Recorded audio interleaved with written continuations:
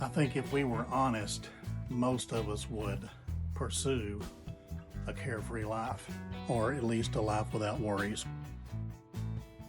Would it be fair to say all this guy has to do is worry about where his next meal comes from? I'm sure there's more to a successful life for him than meets the eye. Kim and I left our careers because we were just tired of corporate America. And we came here seeking something better, an easier life.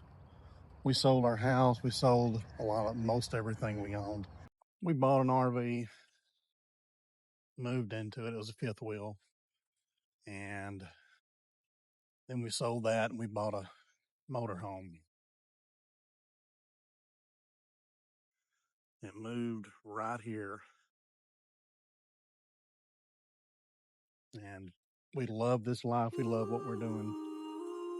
But every now and then, I just need to get away.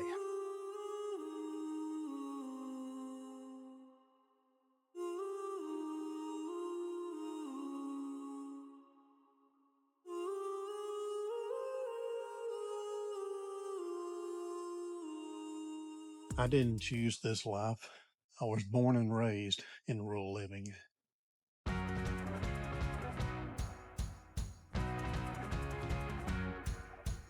Even at work, we have fun times. And Duchess, well, she always puts me in a good mood.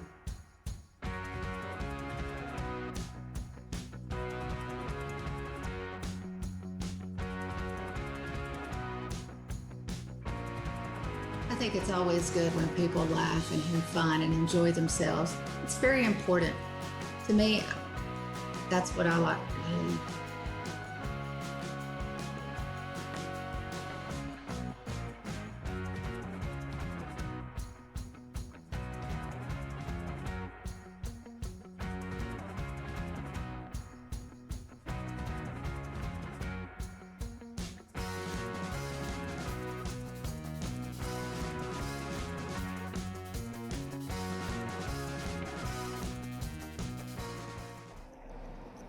We thought this would be a very relaxing, enjoyable job, and it has been. We are very grateful for that. There have also been some challenges along the way. So if you're thinking about getting into RV hosting, know that there are more than just smiling and saying good morning and making reservations.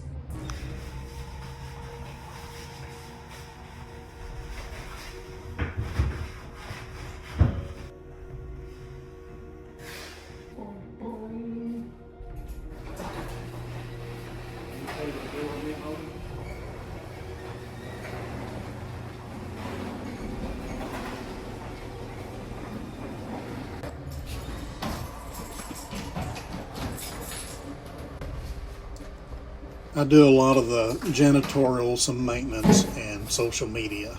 And for the most part, this is a pretty easy, laid back going job.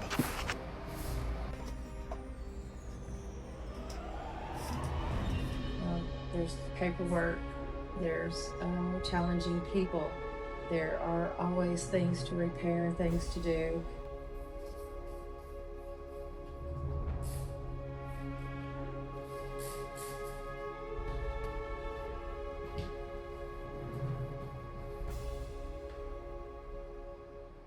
And people come to you and ask you questions, from the weather or what's going on in the community.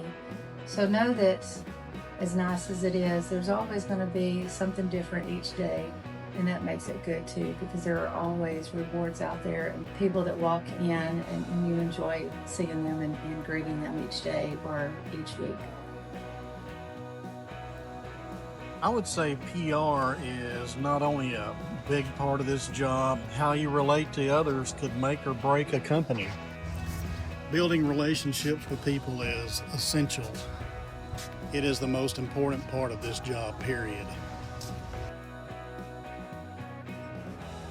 Selling our house, selling everything we own, buying an RV, and becoming RV host after leaving our careers has definitely presented its challenges. But when you weigh the pros and cons, I would choose this life 1,000 times over what we had, where we came from. We love RV life. We love the outdoor experiences. Camping out, the grilling we can do outside. And what's weird is we had all those things in our house before, but we never did that. And I think here you're confined in the comforts of a smaller home, which might encourage you to go out a little bit more. Whatever it is, I don't know if that's it or not, but we absolutely love living this lifestyle. There's no career to get consumed in anymore, and I find myself with a lot more time for recreational activities, doing the things that I love. Going kayaking on a lake or fishing or whatever, very therapeutic. And when I have a lot on my mind, this is a great place to go, escape, and think about a lot of things. We're kind of in a dilemma right now with our RV coach. Do we get out from under it? Do we keep it? This is kind of where we're at today. We have decided that it is right now the most cost efficient way to go. We're kind of leery of sinking another $30,000 into another kayak or more, and this one's only costing us $400 a month, so it's almost a no-brainer. But the thing is, the guy wants to sell the coach, and so we've got to put a down payment on it to buy it for him. But the good thing is we are renting to own, so it's kind of where we're at. But it's kind of in between those two places. Should we buy one? Should we not? Should we keep this one? And just kind of going day by day on this and waiting for a clear answer. I guess that'll come in due time. One thing that I always do is bring plenty of water and snack on these little adventures because you never know what's going to happen. And for me personally, I get severely dehydrated really quick, and so I have to be careful of what I do. The last thing I want to do is get dehydrated and be on the other side of the lake. So when what happens then is I start cramping up. This is not the vehicle you want to cramp up in. You paddle either with your feet or hands or both, and it's just not something that I want to do. So I always bring water and snacks enough to get me through. And if I feel like I'm running out of water, it's time to go home. I'm not going to chance that. Another thing going on with this is retirement. We're thinking hard and heavy. We're, contemplating, should we get another house? Should we get something else? We don't know. But we can retire in 2 years. The plan was initially to buy an RV and travel and work camp a little bit, make a little extra income. That hasn't worked out so well because our RV needs a lot of repairs, and we really can't take it anywhere until we put a down payment in. And I've just been like, I don't know if that's what we want to do or not. We've also thought about getting senior housing somewhere and retirement home. We've thought about a lot of things and haven't made up our mind yet. I guess we still have a couple of years to figure that out. It seems like the days fly by, the weeks, months fly by, but it seems like each day thinking about this, it's just taking its time. 2 years can't get here quick enough. But 5, 6 months ago, it was 2.5 years. So I'm a little bit closer now. And I'm hoping I can see the light at the end of the tunnel quickly. I'm ready to retire. Kim's going to work a few more years.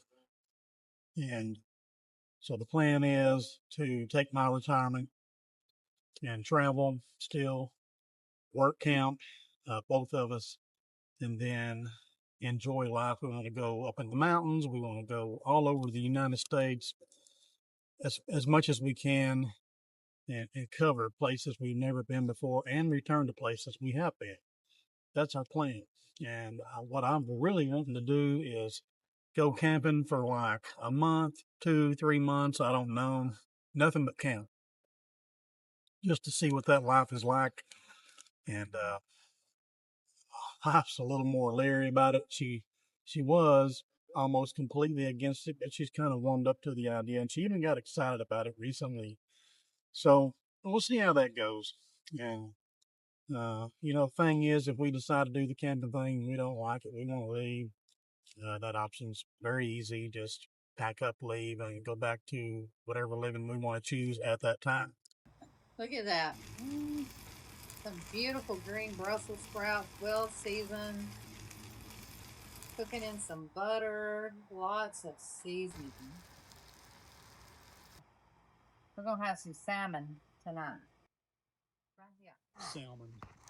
Tonight was one of those nights where it's just great to sit outside. The weather was pretty. It was cool today. Got home, had a good time, sat outside for a while, realized it was getting later, and decided to cook outside.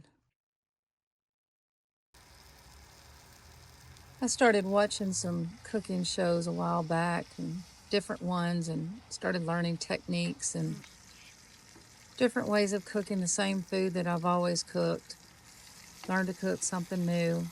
And this was one of those nights that I tried my skill on the salmon.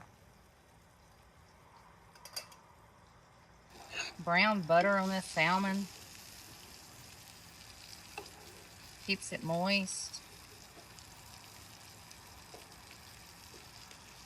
Crispy skin, you can eat it. And on our 30-year-old or more Coleman stove, camp stove. Yeah. I like my salmon fully done. It just needs a little bit more. Oh, I'm glad we cooked this meal outside.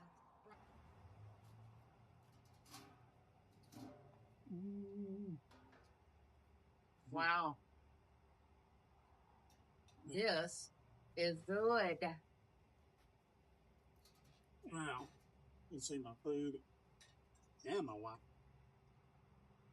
Oh, good. Are you peeling this off? Nope. You're eating it? I'm eating it. The scales have already come off, and I have learned if you fry that baby and make it crispy, you can eat it. I've always taken the skin off, but tonight I decided to do what I've watched on the cooking shows, and it worked. And I think it turned out pretty good. Recently, the weather has been crazy. Cold, warm, freezing, warm, cooler, then hot. But tonight was ideal.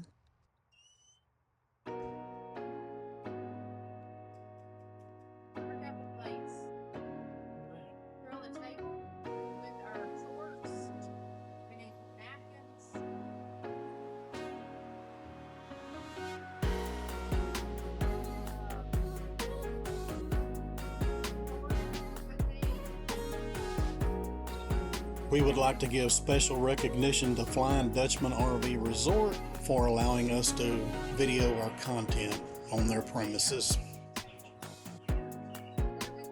If we had more evenings like this, I think we would smile more, even though we smile and laugh a lot now.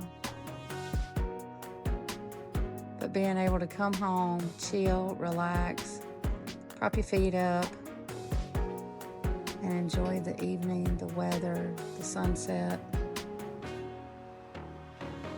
it's really good for the soul.